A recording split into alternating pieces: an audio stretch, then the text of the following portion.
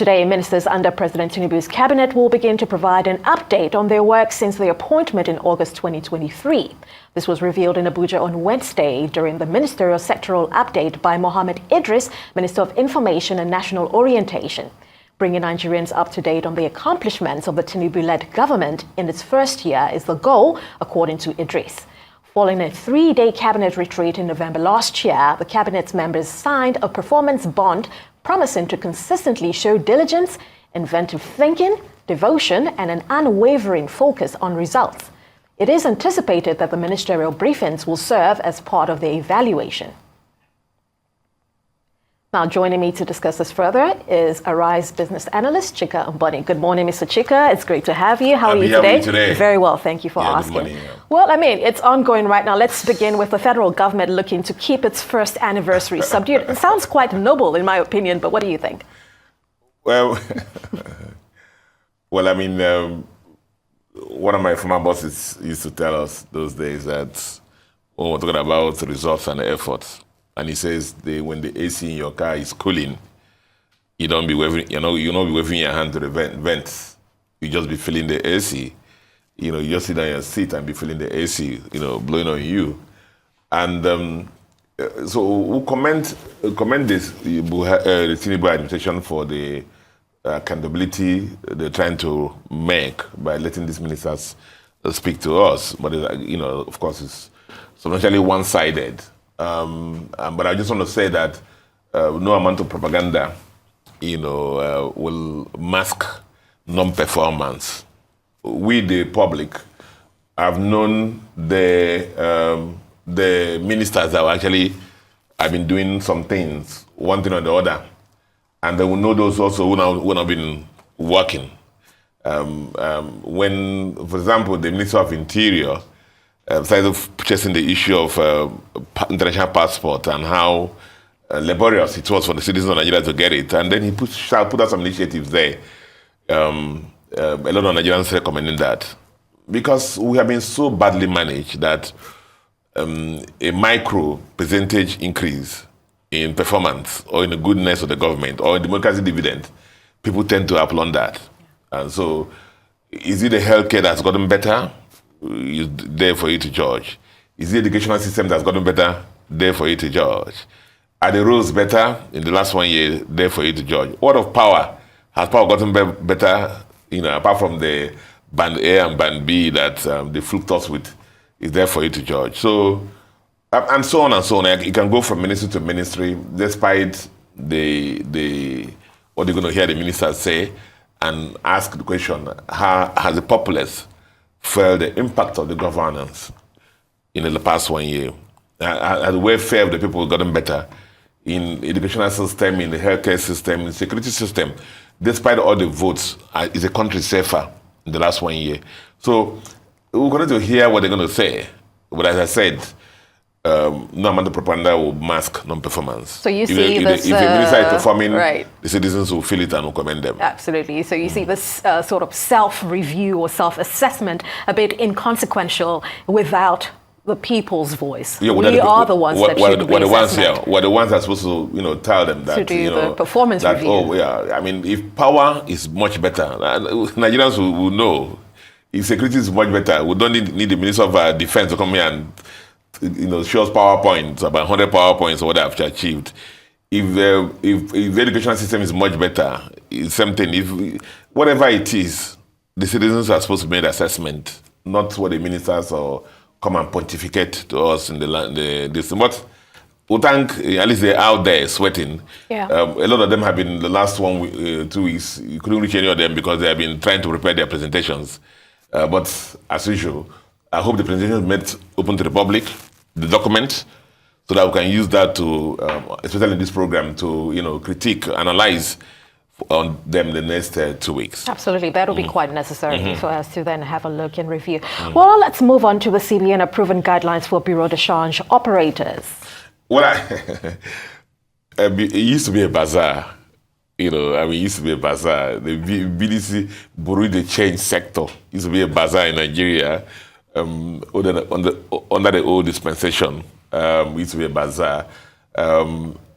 Before they were suspended, used to be a bazaar, about 10,000 or more,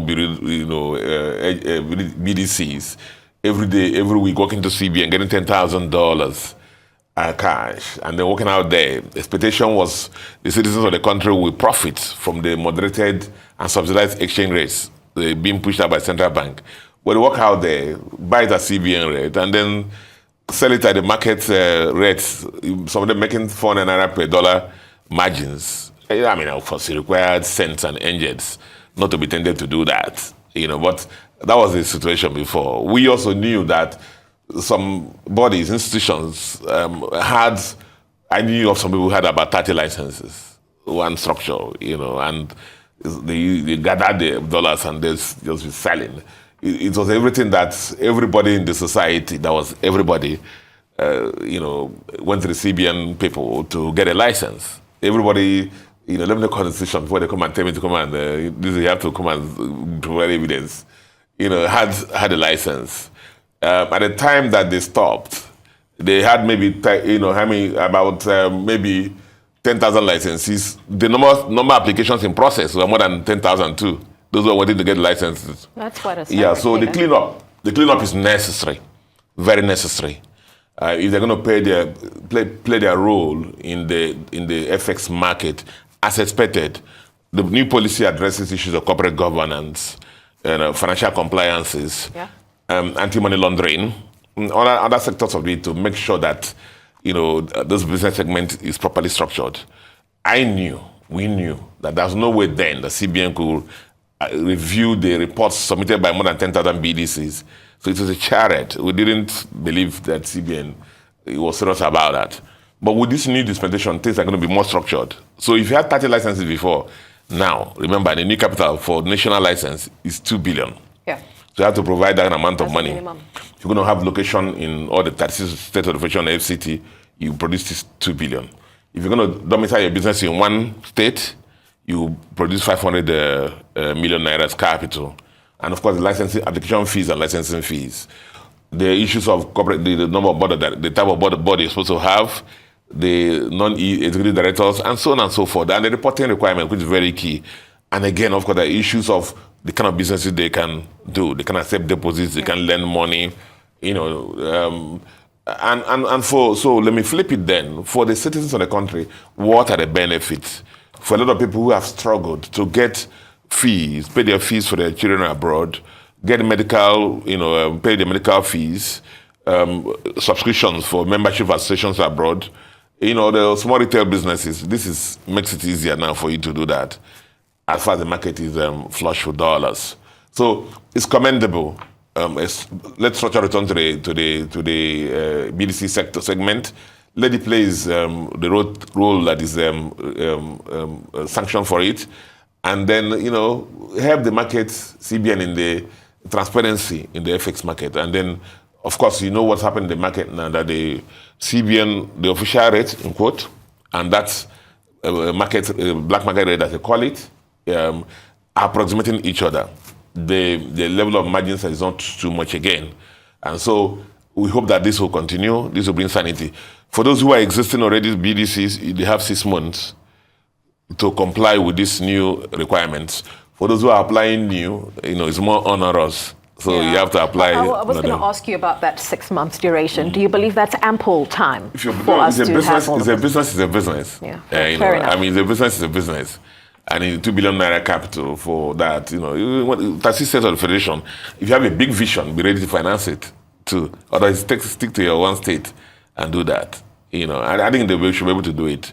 What happens is those who had multiple licenses to enable them to have several more funnels to capture the CBN dollars, those are people who probably have to give up some licenses.